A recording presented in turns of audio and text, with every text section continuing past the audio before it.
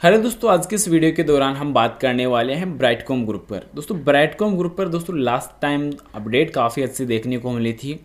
दोस्तों यहाँ पे जो तेलंगाना हाई कोर्ट की तरफ से एक शानदार जो डिसीजन लिया गया वो दोस्तों तारीफ करने लायक रहेगा।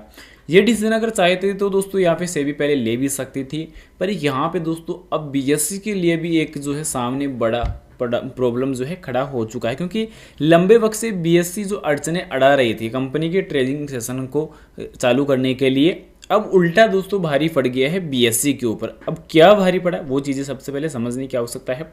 फिलहाल लंबे वक्त से कंपनी का जो डेटा था वो पहले ही अपने को देखने को मिला था कि रिवोकेशन लगा हुआ था, रिवोकेशन हटा हुआ नहीं था। यहाँ पे सस्पेंशन एज इट इज़ बरकरार रहा। एनएससी ने क्लियरेंस दे दिया कि हमारी तरफ से कोई भी दिक्कत नहीं है, कंपनी की कुछ भी डेटा में उलटफेर नहीं है, कुछ भी गलत नहीं है। कंपनी जब चाहे बीएससी का जो है हाँ कर देती है, तभी कंपनी की जो ट्रेडिंग सेशन है वो स्टार्ट कर दी जाएगी। कंपनी का दोस्तों रिजल्ट जहाँ पे दोबारा जारी करने को लेकर बात आई तो वहाँ पर कंपनी ने वो भी जारी किया, क्योंकि कंपनी ने ब्राइटकॉम ग्रुप में दोस्तों लास्ट टाइम ही जो अपने नंबर्स थे Q3 के वो दोबारा पैटर्न में जारी किए थे लास्ट टाइम, और कंपनी का प्रॉफिट भी काफ़ी था देखने को हमें मिला था।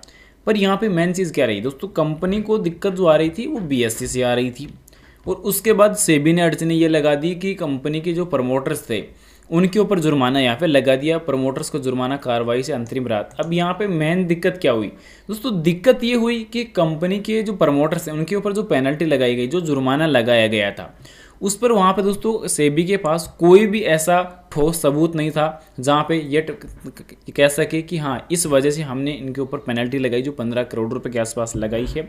तो वहाँ पर दोस्तों वो सबूत कंपनी के लिए यहाँ पे बिल्कुल भी नहीं मिला, और यही बड़ा रीज़न रहा दोस्तों जब कंपनी के डेटाबेस में एक अच्छा रिकवरी का जो डेटा लाने का टाइम था, क्योंकि सेबी ने वित्तीय जानकारी गलत बताने पर ब्राइटकॉम ग्रुप और प्रमोटर्स पर 34 करोड़ रुपए का जुर्माना लगाया। यही दोस्तों वो अपडेट थी, इसी की वजह से दिक्कत यहाँ पे मार्केट में नजर आई थी। और यहाँ पे दोस्तों अब जो जुर्माने वाली बात थी उस पर यहाँ पे हाई कोर्ट ने रोक लगा दी। अब उसमें ये होने वाला है कि कंपनी की रिगार्डिंग दोस्तों अभी 1 अप्रैल को जो इस रोक के स्टे के खिलाफ है, यहाँ पे 1 अप्रैल को सुनवाई होने वाली है। ट्रेडिंग सेशन को लेकर होने वाली है 28 मार्च को। अब 28 मार्च को जो होने वाली है उसमें बीएससी के लिए जो गले का फंदा बना है अपडेट, वो ये बना है कि बीएससी ने ये क्लियरेंस नहीं दिया कि हम जो ट्रेडिंग सेशन है वो स्टार्ट इस वजह से नहीं करें। रीज़न ये नहीं बताया जा रहा, जो मनमानी तरीके से कंपनी के ट्रेडिंग सेशन को बंद कर रखा है बीएससी ने, क्योंकि एनएससी ने क्लियरेंस दे दिया, बधाई दे दी कि हाँ बधाई हो, आप अपनी तरफ से कोई भी दिक्कत नहीं है। अब आप जब चाहे बीएससी कह देगी उस टाइम ही कंपनी की जो ट्रेडिंग सेशन है वो स्टार्ट कर दी जाएगी। पर यहाँ पे बीएससी ने ये बोला कि अभी यहाँ पे कंपनी कुछ भी जो है डेटा प्रोसीड नहीं कर रही है, यहाँ पे जो कंपनी जो डेटा की जो रिक्वायरमेंट होती है वो प्रोसीड नहीं कर रही है।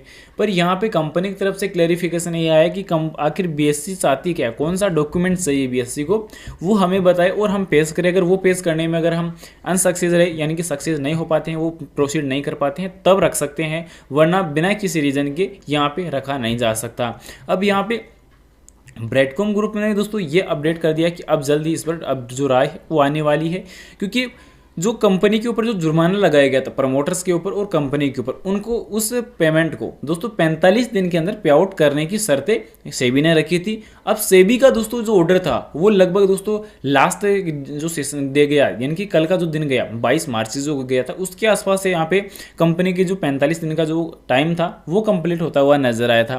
पर यहाँ पे कंपनी को वो चीज़ें मालूम थी कि 45 दिन का जो टाइम लाइन है वो वहाँ पे कंप्लीट होगा।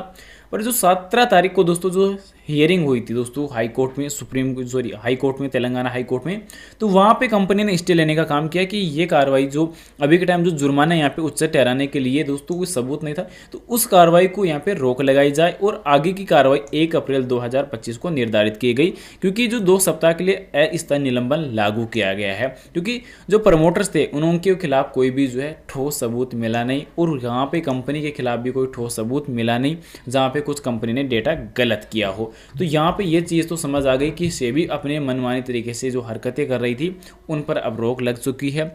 और बीएससी अगर कंपनी को ये क्लियर नहीं करती है कि इस वजह से हम कंपनी के ट्रेडिंग सेशन स्टार्ट नहीं कर रहे, तो सेबी के जो सीईओ हैं, बीएससी के जो सीईओ हैं, उनके ऊपर दोस्तों जो है कॉन्टैक्ट हो सकता है, यानी कि उनके ऊपर दोस्तों जो है कार्रवाई हो सकती है। तो अब क्या कार्रवाई होती है दोस्तों वो 28 मार्च को पता चलने वाला है। तो वहाँ पे 28 मार्च दोस्तों एक बड़ा दिन रहने वाला है, क्योंकि अगर 28 मार्च के पहले पहले बीएससी की तरफ से क्लियरेंस आ जाता है तो कुछ दिक्कत नहीं होने वाली, पर होगी तो फिर देखने को जल्द ही दोस्तों बड़ा उलटफेर नज़र आ सकता है। रिलिस्टिंग प्राइस मैटर करने वाली है, सब कुछ चीज़ें मैटर करने वाली है फिलहाल।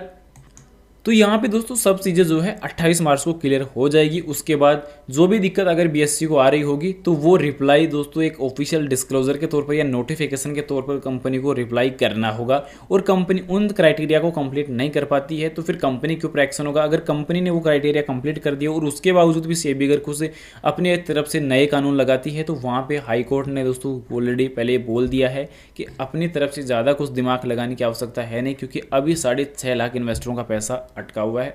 तो ये डिसीजन सबसे बड़ा डिसीजन रहने वाला है। फिलहाल बाय सेल के लिए कोई भी रिकमेंडेशन सजेशन नहीं रहने वाली, जानकारी ओनली एजुकेशन पर्पज के लिए रहेगी। इन्वेस्टमेंट करने से पहले अपने फाइनेंशियल एडवाइजर की सलाह जरूर ले या खुद की रिसर्च जरूर से कर ले। वीडियो पसंद आए तो लाइक और चैनल को सब्सक्राइब जरूर से कर देना। Thanks for watching this my video. जय हिंद, जय भारत, वंदे मातरम।